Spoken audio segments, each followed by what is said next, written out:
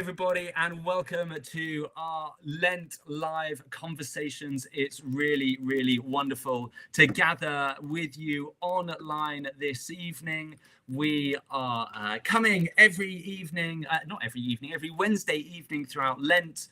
This is part of our kind of Lenten challenge to have a daily habit and a weekly habit. The daily habit is to use the Draw Near books that we've been handing out at church and sharing with everybody. And the weekly habit is to join a discussion group. And we had a fantastic in-person discussion group yesterday. And we have got our first online discussion group this evening. The wonderful thing about being online is that you can watch and not engage. No one knows you're there, but we would absolutely love it if you would say hi in the comments. Let us know you're watching, let us know you're part of it, let us know you're here. You can ask your questions, you can share your thoughts in the comments. Was so keen for Lent that I meant to write Lottie, not got questions for Lent. Here we go. Got questions for Lottie. So let me introduce my conversation partner this evening. It's the wonderful Lottie Jones. Lottie, who are you really, and what do you get up to? So I'm Lottie. I am a priest very local to you. I am in Stanley, which is 5-10 minutes away. Yeah. Well, we border you. You're kind of like the complete northwest part of the parish, and so when we do our annual beating of the bounds, I'm sure we'll be in touch to invite you to join us. It's only about 300 meters of border, but I can manage that. Yeah, I think it's from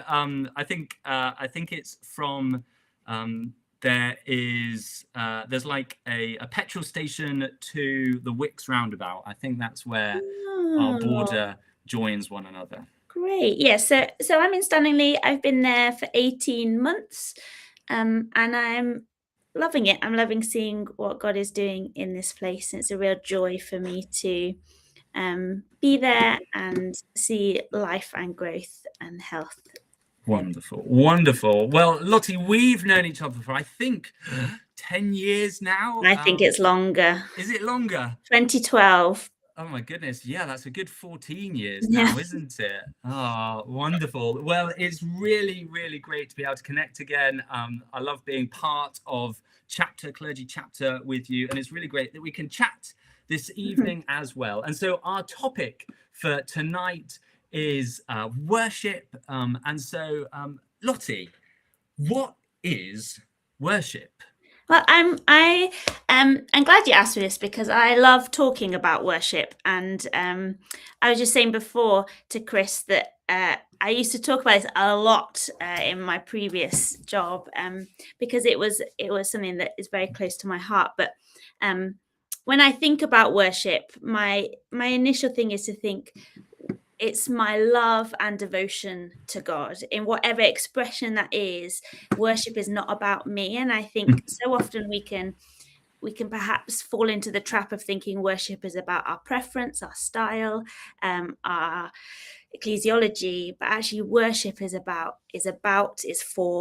to God. I was looking back at some old stuff that I did on worship with young people, and I was reminded that there are like so many different words for worship in the Bible, both Hebrew, Greek words, and they all have different meanings. And I think that really helps frame how we understand worship. For some of the words mean rejoice, some mean give glory, some mean to like bow down, some mean to serve and to praise. And so having that kind of broad picture of what worship is can really help me then understand that what worship is, both in church and in my life.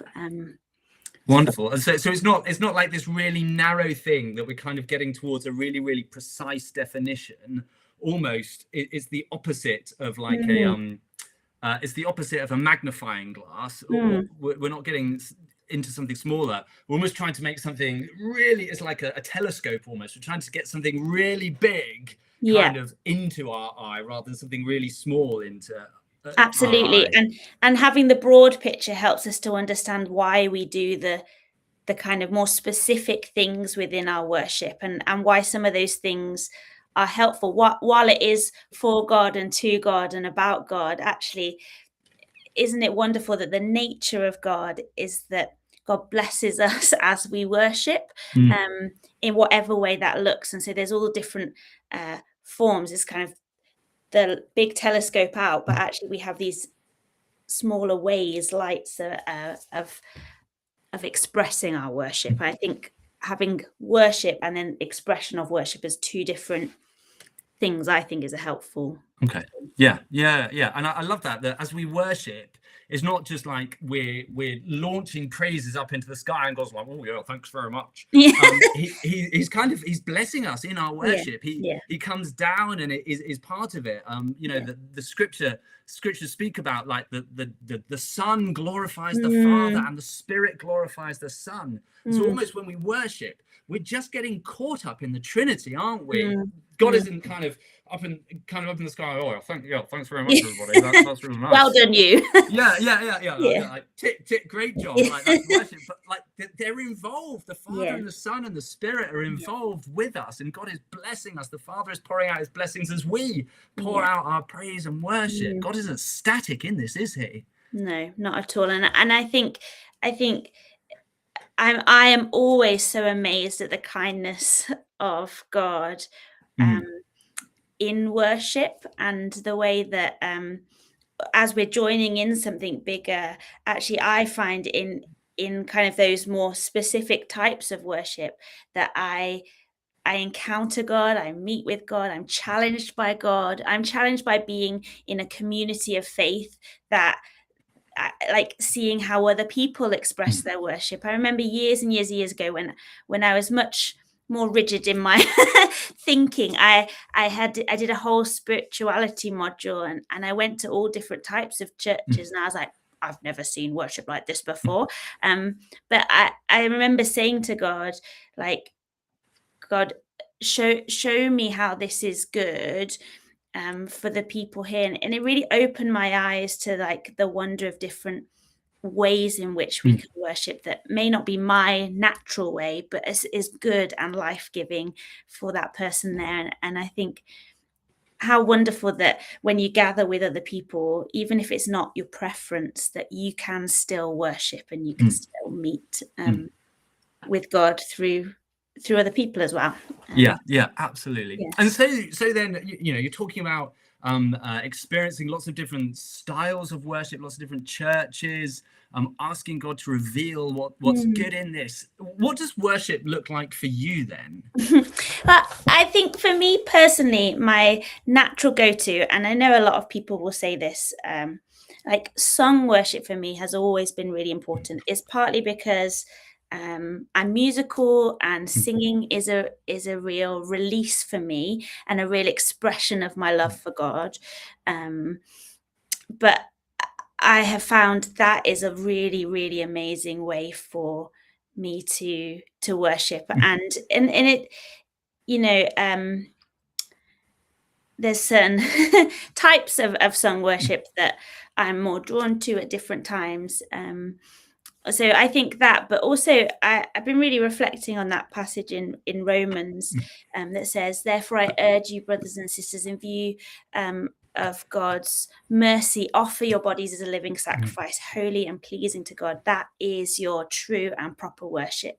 And so I think I always want to question, how is my life a reflection of my worship too? It can't just be, oh, I'm going to do some singing now because I need to connect with God, or I want to worship God, but actually, how do I let my life be an example of worship? And I get that wrong a lot.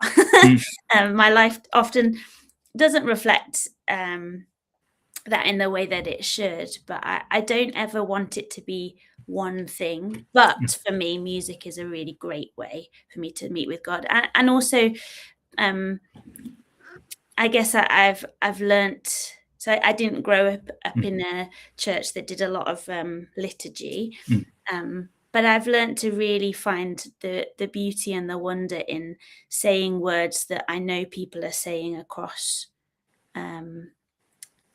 the world and in like time as well. So on those days where I'm not feeling it, you're carried by those words. The great cloud of witnesses, you know, the communion of saints. We're not just with each other in the room, are we? We're with each other down the road and around the world, but also up and down history. And, you know, the great cloud of witnesses are cheering us on, which is wonderful. And, you know, like back onto the song worship, there's certain, for me, there's certain albums or like moments in time that really always connect me with God. Like there's a gospel artist called Ron Canoli who recently died. I'm very sad about it. But me and my dad were watching back his album called God is Able. It was from 1994. Wow. When I was a kid, I watched this on video all the time. We listened to it in the car. Like I loved it. But as my dad and I were watching it, it was just amazing to, like, that moment in time still blesses me now. And I think still you can see the presence of God in that place. And I feel the presence of God as I watch it. And I just think it was a really wonderful moment of being caught up in something that is far beyond the now. And like particular songs get us, don't they? Like I'm sure, I wonder for those of you watching, like, do you have a particular song, a hymn, something modern, maybe in a piece of classical music, something like that? Is there something that brings you to the throne room of God? Why not share it in the chat? Let us know what like your hymn is, what that song is that really connects you with God.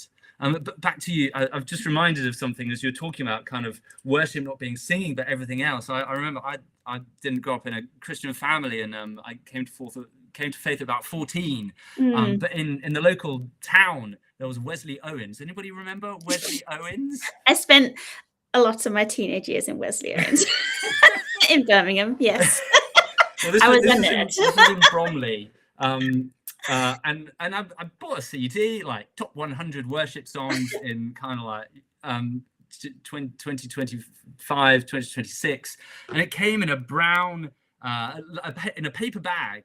And I remember on the paper bag was printed, "Worship is not a genre, it's a lifestyle." And that was like so profound to me that I put it in a frame, and I've got it still in my bedroom at home, in my parents' house. Worship is not a genre, it's a lifestyle. Which it's kind of a real reminder, but that just kind of came back into my head. And then if we take that seriously, then that impacts how we live our lives, right? What we say, how we speak to one another, how we speak about one another, the decisions we make, the decisions with our money, I think we are all created to worship. And so if we're not worshiping God, there's something that we are worshiping. Yeah, and absolutely. I think if we're not careful, we might worship God and something else. Like if we really live that out, then it changes how we think about all of our decisions and all of our choices, and is this giving glory to God? I remember a young person, she must be in early 30s now, when she was doing her GCSEs, on the top of every GCSE paper she'd write, "For the glory of God." And I was so inspired by her for many reasons, but like even her exam taking, there was a moment to remember this is for God, it's about God, it's to God, and that removes some of the pressure, I think, as well, right?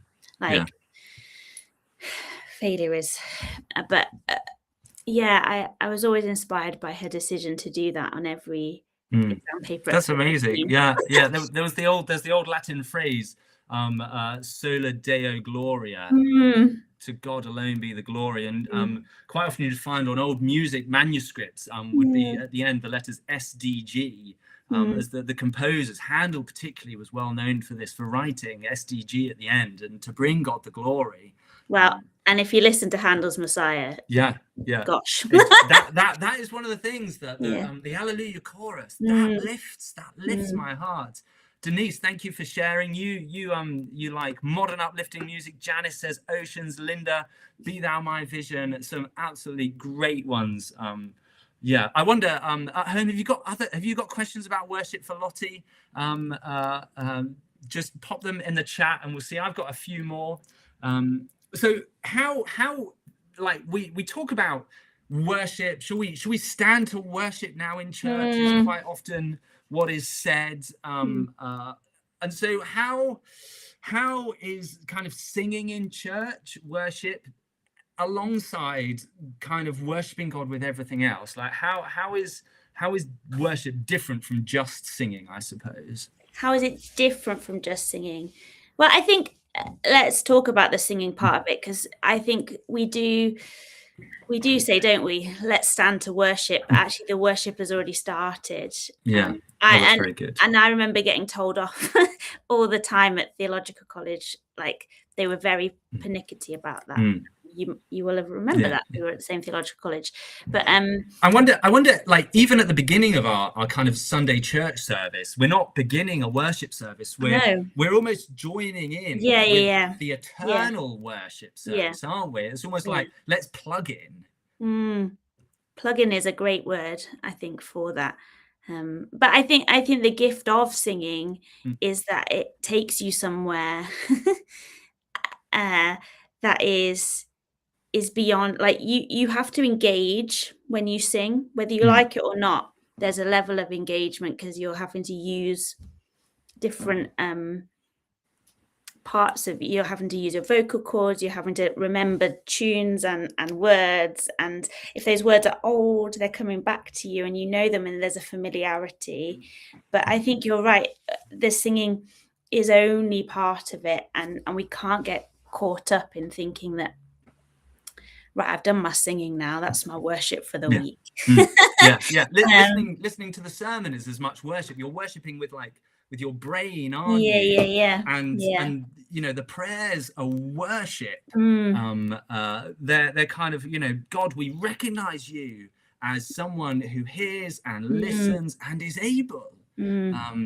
And sharing in bread and wine is worship, and joining in the Eucharist, it's just this incredible moment of worship where we come to God, and we receive God in bread and wine, and then we have the blessing, and that's worship because it's sending us out into our weeks, and we keep, and the conversations we have, the tea and coffee, like. I was we've got a question from the audience. Question from a small person: do we worship every day? Oh, well, I think so. I think if we want to say every day that we love God, and if worship is about our love and how we show our love to God, then I think every day we worship in how we live our lives. And maybe the thing is we probably do that naturally, but it's about becoming conscious of it in the day, or reminding ourselves that this is our worship for the day. I love how going back to that passage, the bit of Romans that you quoted, I love how the Message translates it. So the Message is a different translation of the Bible. It tries to get like the mood and the meaning rather than the kind of literal translation, and it says, so here's what I want you to do, God helping, take your everyday ordinary life, your sleeping, eating, going to work, walking around life, and place it before God as an offering. Embracing what God does for you is the best thing you can do for him. I think that really gets at it. It's like your everyday, your nitty gritty, the washing up, the eating lunch, the walking to school, the coming home, like the homework stuff, the work stuff, the getting ready for bed, like everything can be worship if we place it before God as an offering. Absolutely. I often, I've got into the habit of, when I wake up, I hate waking up. I'm really bad at waking up, particularly at the minute because it's been so miserable.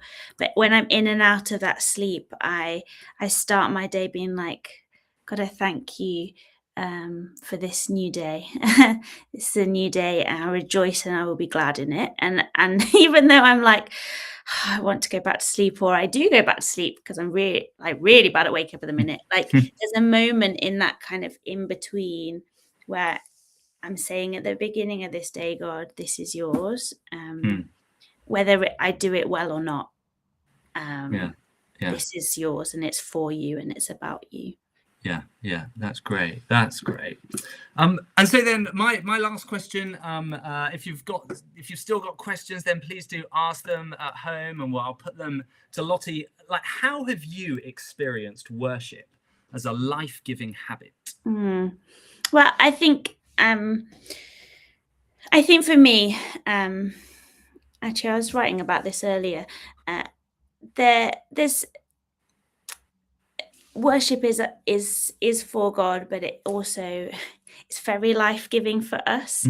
And I think when I'm pickled, when I'm stuck in a moment, what I need to do for myself is go back to a place of worship. So for me, there's certain songs that will help me do that. There's a song called by Israel Houghton, Caught Up in Your Presence, or like Matt Redman's The Heart of Worship. There's just certain songs that just refocus me, and that always blesses me. I always talk about me and my dad listening to Ron Canoli loudly in the kitchen. Something we've done our whole lives. When we do that together, it is so life-giving. Like if you are a family, find time to, it could be silly, it doesn't have to be like very serious in that moment, but it is worship, and just for me, bringing that into my everyday is always life-giving. It always changes my perspective, always brings me joy, because it is a joy to worship God. It's a joy to remember it's not about us. I had a lockdown playlist called Peace, because I found lockdown very hard, and all of it was just worship, reminding me that God is far bigger than what was currently going on in that moment. And that is life-giving and joy-bringing and hope-bringing. And it's no wonder that worship is good for us and brings us joy, because it's what we are created to do. It's our purpose. You know, the Westminster Catechism, what is the chief aim of man? To glorify God and enjoy him forever. And so the whole of our purpose is to glorify God and enjoy him. There is a joy, there's a life-givingness. As we said, God blesses us in our worship. The Father, the Son, and the Spirit are involved in it, and being where God is always brings life. And have fun with it. I came to Wortley and Farnley church many years ago to see what you were doing in your all together service, and you handed out the instruments, and I was like, this is wonderful, because every age was like, I'm taking an instrument, I'm going to enjoy this, because worship should be fun as well. It's not always very serious like we can make it. And I've taken that and I use that often. We get out, we have our shakers on a Sunday for all ages, because there's something about you really inspired me as a church in your worship, in how we can help people engage in their worship here. So there's something about the just going for it, isn't there? The undignifiedness. I always think of King David with the Ark of the Covenant coming back into Israel, into Jerusalem, and he gets so excited, like, this is the king of the nation. He's a famous warrior, he's incredible. He's written like most of the book of Psalms. He's been anointed by God, and the Ark of the Covenant, which is the place where God dwells on the Ark of the Covenant, and he gets so overwhelmed in worship that he strips naked and dances in the streets, and his wife is like, "Oh my goodness, David, stop it." But he gets so exuberant with it, doesn't he? He gets so overwhelmed, and he says, "And I'll become even more undignified than this." I think there used to be a song. It was a classic. Very 1990s. Brilliant. And so worship can be formal, it can be undignified, it can be noisy, it can be quiet. One of the things in our discussion group yesterday, we were using an NT Wright video, and he reminded me of something that I hadn't picked up before, that in heaven Revelation talks of there being half an hour of silence in heaven. Oh. Can you imagine half an hour of silence with all creation gathered around? No. Like, I can't. there's so much, and it's not singing. It's all of life. God joins with us in our worship. It's our purpose. It's everything we were designed for. Well, thank you so much, Lottie, for being part of our conversation this evening. It's been wonderful to be able to explore worship with you. It's been an absolute joy to get to know you better. Thank you so much for encouraging us with kind of enjoying and loving and being inspired by the 10:30 action song, all the instruments. Thank you so much, Lottie. You're so welcome. Thank you for inviting me. Well, brilliant. Well, thank you so much, everybody. If you do keep popping your questions in the chat, if you're watching this up later on, catch up. I'll monitor the questions and comments over the next few days, and I'll do my best to answer them in response. But we're so grateful. We'll be back next Wednesday evening online for our next Lent live conversations. Or you can join us next Tuesday at 10 o'clock for our in-person discussion group. Or on Sunday mornings at 9 o'clock and 10:30 as well. Thanks, Lottie. Thanks, everyone. Hope to see you soon. Bye now.